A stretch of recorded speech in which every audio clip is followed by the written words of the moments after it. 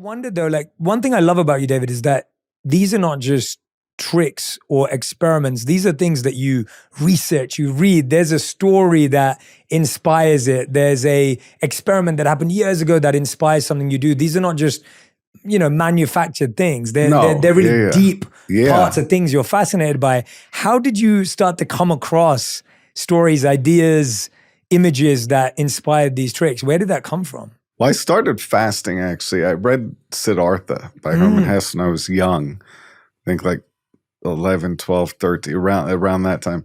And his character fasts, waits, and learns how to take control over his mind and body. And I was fascinated with that principle. And then I would just try to test myself with simple things, enduring the cold, holding my breath, things like that. But I think it started earlier, and then I connected to it with that. And then fasting was, I wanted to bury myself alive. That was a pivotal part that made the stunt easy to do, actually. Because if you have no food, it makes everything easier. You sleep easier. Once you ignore the hunger, once you lose that, then your ability to focus, I guess you switch into a different survival mode or something. You were saying earlier that when you were in the box for 44 days, it ruined your metabolism. Oh, yeah. How much did you study and know that was going to happen? Or how much was that a real shock and surprise to the system? I knew I was going to do some damage, so I was prepared for that. I knew that when you push your body to that extreme, it's going to take a toll. But there's a lot of things I do that I know they're going to take a toll, and I kind of balance out the risk of it. And when is it worth it, and when is it not worth it? Now I'm different because I have a daughter, right? So now I'm more careful about the risk. But I was obsessed with the idea of staying awake for, I think the world record was 11 days.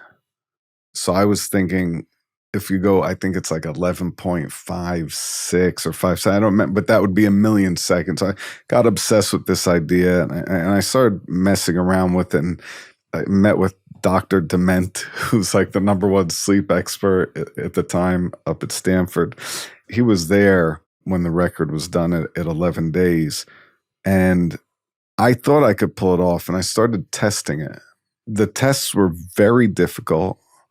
And then as I started to really research it and speak to people and look into it, it seemed like there is something that you could do to your mind where you don't recover. So you could tweak your brain and have it not recover. So that's not worth it. Losing your sight isn't worth it. So when I was in India and I was at the Urs festival, and the Sufi, the video you just showed me. Yeah.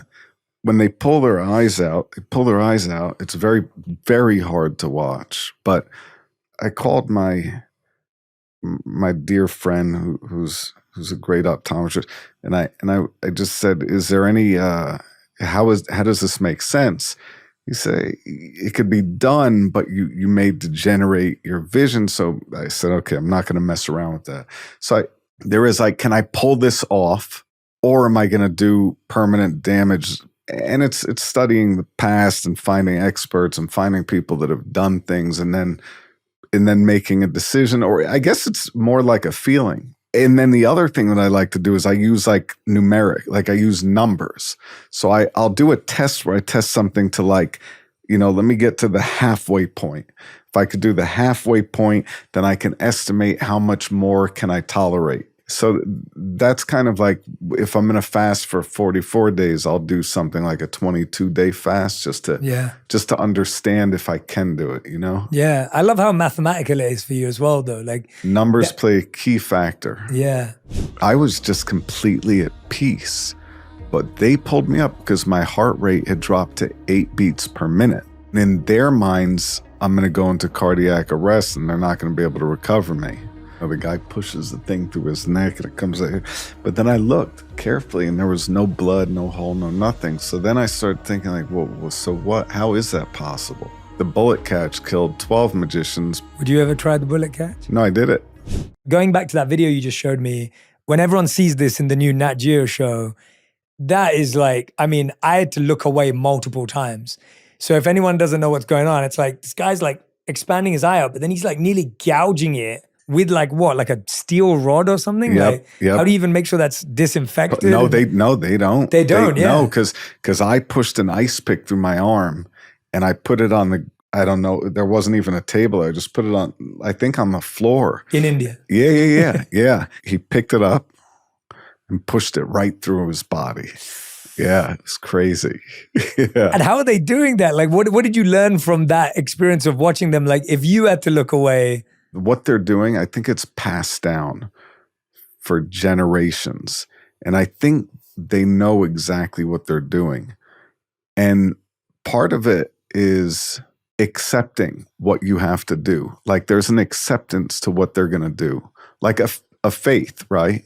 They know that they can do these things. So when they push these things through their body, they're just completely at ease. And I think therefore their body recovers at a really fast rate. Because the body's incredible. The body can do so many amazing things. Through evolution, we've developed these abilities to survive. So one that I wasn't prepared for, I was surrounded by doctors and I was trying to hold my breath for as long as possible.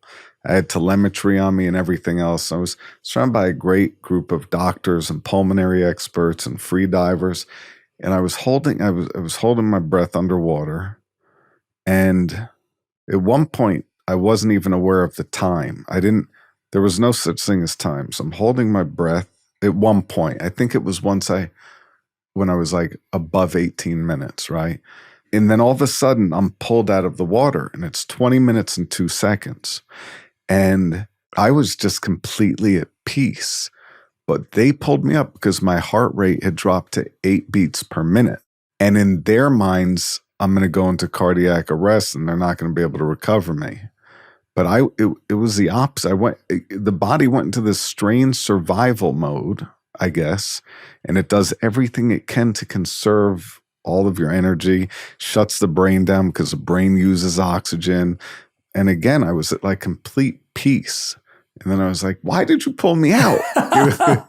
But that's like a mind-body disconnect, no? Like, isn't your mind at peace and your body's going into cardiac arrest? Like, is that? I don't think it was going into, I think it was going into survival mode. Right. There's a boy that blacked out under an icy river.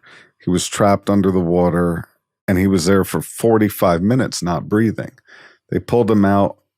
He fully recovered, no brain damage, nothing. And the body is capable of doing things that science and doctors don't even imagine could be possible.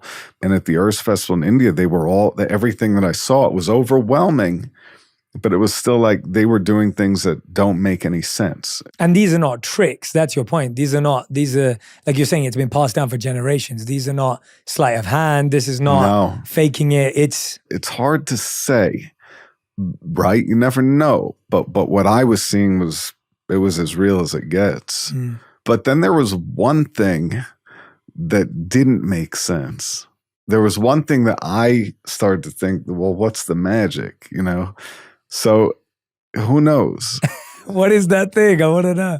The guy pushes the thing through his neck and it comes out.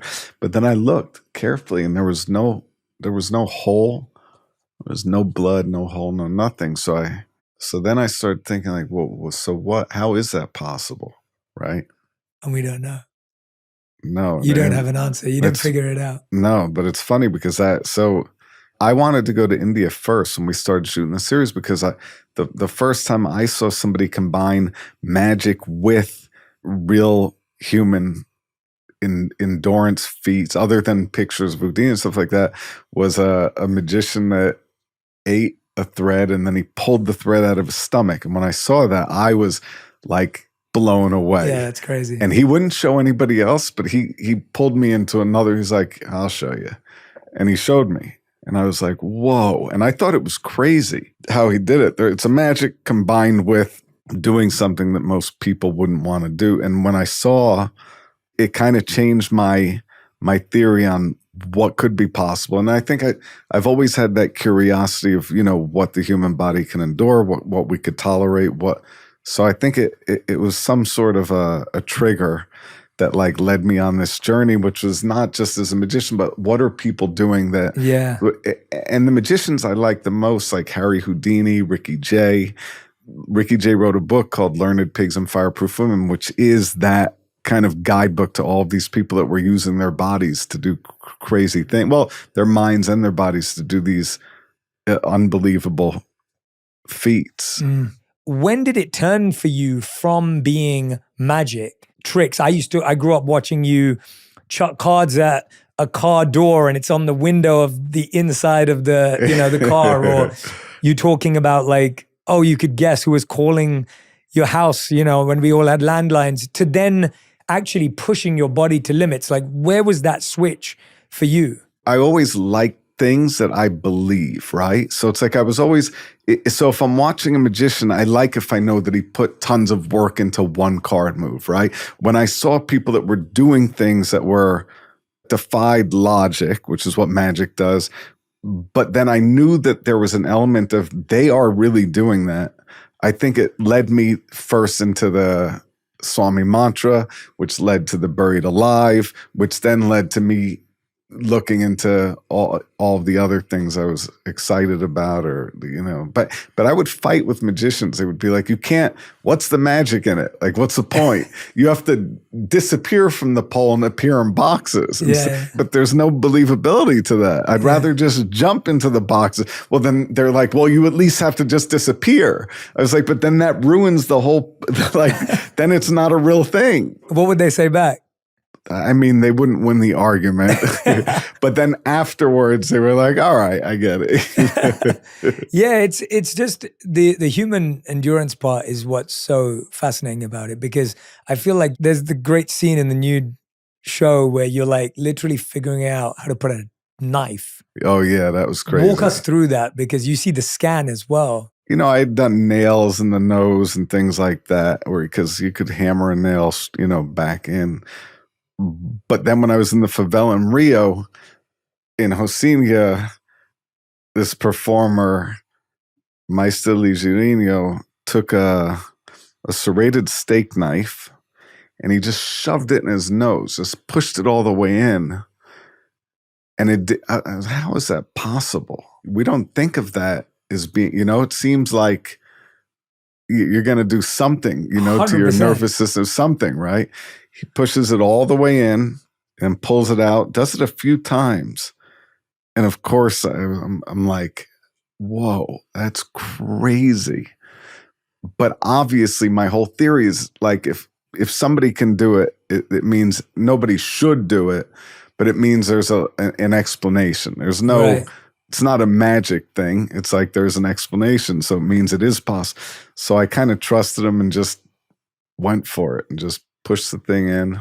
You didn't want to start with anything. No. I watched him do it and I trusted what he was saying. And I think nobody should do it, actually. It's super, super dangerous, of course. But anyway, I did it, but then I wanted to see it. So I took an X-ray. And then when we took the X-ray, we saw that the knife was on the edge of the nervous system. So it was really at that like exact line, but again, it doesn't make sense. But once again, people have survived lots of crazy things. Yeah. Yeah. How did you know how far back to not let it go? Like you were that close on that scan. I don't know. You just could sense it? Yeah. And I trusted him who has done this so many times. And yeah. God, I mean, when I see you do this stuff, the question I always ask myself when I'm watching you is like, is there anything that you're actually scared of?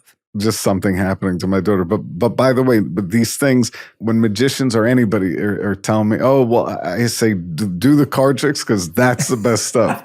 That's what people like. Do not do these crazy things, which is why the show is called Do Not Attempt. Do Not Attempt, exactly. Basically, when they were coming to me with this idea, this one, that one, I said, here's the thing. Only present to me the ideas that when you tell me about them, it makes you uncomfortable just saying that we're going to go be a part. I wanted it to be that. And I think that's a big thing that I like to do is put myself in major discomfort so it wakes me up, brings me to life. How did you train yourself to get there and to do that? Because I want to help people almost who are sitting here going, you know what, I agree with David. Like, I'm not going to go and, put a knife down my nose, which he's not encouraging either. That's right. But I want to be able to push the boundaries in my own growth in my own life. How did you you've gone to the full extreme of it. How do we kind of get to 3 out of 10? I think it starts with baby steps. I think you just go push yourself to speak in front of a classroom, public. I was super intimidated by public speaking, and I could do magic, but I was like, I'm not going to speak. So, I wanted my brother to go to the TED conference. So I agreed to stand up and speak for the first time with no just do a talk. And it was horrific for me. It was like, it was, and I didn't sleep for days on end before it, but also months before. I was working on the notes, writing it down, putting all the thoughts down. And that part of it was already incredible, because then you're like, but then I had to get up and do it. And but then as soon as you start, and I put myself in the boiling, speaking at TED for your first time. I didn't go do little talks. I started there, right? So it's like by doing that, suddenly I shocked the system. And now I went on a speaking tour for like a year. I would do dates in all different audiences. And what I would do is I wouldn't thoroughly prepare. I would kind of just go out there and put myself in front of everybody. And I would say often it was uncomfortable. And often it didn't work. And often the audience didn't react. You know what I mean? It was like but eventually after doing it over and over and over and over and over, it really helped. And I really understood, it changed the way I thought about public speaking. But what it really did is it helped me when I was doing magic, because now I had now the magic was a conversation. The point of breaking your comfort zone, it could be anything. It could be get up and do a talk. It could be, go out, sit in the sauna, go in a steam room. Jump in a cold plunge. Yeah. So I think it's baby steps that can help you kind of figure out how to do something. But it's anything. I love how giving a TED Talk is harder for you than way harder. I love that. That was way harder. Yeah. Giving the TED Talk for me was probably more difficult than holding my breath for the 20 minutes and 22 seconds. Yeah, and that talk, by the way, is, when you watch it down, it's exactly the length of my actual breath hold record. Did you do that on purpose? No, it just worked out that way. It's crazy. That's cool. 20:02 was the actual breath hold time, and the talk, when you time it out, I think it was almost 20:02. Wow, and that was harder. For me, the talk was more uncomfortable, more difficult than the breath hold. I mean, holding your breath for 20 minutes and 2 seconds is insanity. Well, now the record's 24 minutes and 3 seconds. You're going to go back? I don't think it's safe at this point. That's what you were saying. It's like you push yourself too far. You could do not just irreversible day. It might be like game over. And I'm paranoid about that stuff, because one of my favorite magicians, Harry Houdini, he was punched in the stomach, hypothetically, or he had a ruptured appendix. Whatever he had, he shouldn't have done his stage show. He was feeling ill. He was in lots of pain, but he didn't want to let the audience down. Went in the show. He did his whole show, got in the water tank. After the water tank, when he came out, he collapsed on the stage. They rushed him to a hospital and he died. So I do think there's a limit to what the body can endure. And things go wrong very easily, and you're not prepared for them. So there is a balance to all of that stuff. Well, you had that crazy fall at your Vegas show, right? Like a couple of years ago. Exactly. And I feel like I got lucky. Because just my shoulder went down to my armpit. That was terrible. But I mean, it could have been my neck. It could have been my back. Walk us through what happened. So my Vegas show, I wanted to start by, I put a light truss all the way up, and it was shaky and things, which I thought would be funny. And I climbed up, and in the beginning, I think I was jumping like 68 feet, and I put cardboard boxes down where the seats were, and I would jump down into the boxes. But I was doing 3 shows per month, which is like the max that I could even tolerate. But my stunt guy, Jim Churchman, was helping put that together. He's like, we got to be careful, because it's about 20 G's of force, and you can't keep doing this over and over. Something's going to go wrong. For some reason, I figured I could pull it off, and I kept increasing the height, because I started with the idea of like, okay, I'm going to go up, and then I would then I would like be like, but wait, can I go? Like, I don't know. I just wanted to keep pushing it, right? So I don't know what the reason. I should have just been content there, but I'm never content. So I'm like, I have to higher, higher. And right when I got my head next to the ceiling, I jumped, and it was after I was, in Thailand, and I had a swarm of bees covering me, and I took a bunch of stings. Yeah, I was stung all over, a bunch of stings. I was stung all over the place. I had to go on, I think I had to take antibiotics. So I wasn't probably 100% when I did that jump. I did the jump, and I don't know what it was. I didn't land right, or my body was slightly off, and that happened. But then I think about it, I'm like, whoa, I was lucky, because that could have been anything. But yeah, that was the end of that in the show. Yeah. It's never recovered properly. But no, that's not a big, no, that's not like the box in London, which is, major. You feel like you're still recovering from that? From the London thing? It messed me up, yeah. Irreversibly, you feel like? Probably on some level, yeah. There's other things I do that mess me up. Like, I used to drink kerosene, which I would float on top of the water in my stomach. Terrible idea. Eating the glass is really bad, because there's also chemicals in that glass and stuff like that. So aside from the enamel and everything going away on your teeth, so I never experienced hot and cold without such extreme, right? So, and then there's tons of little injuries, but the ones that I'm most concerned with are those ones. Now I'm much more careful on some level, because I have a daughter, so I don't want something, you think about life differently and how you're going to push yourself differently and what you can and can't do. Yeah, the London box, I don't think I would ever do something like that again.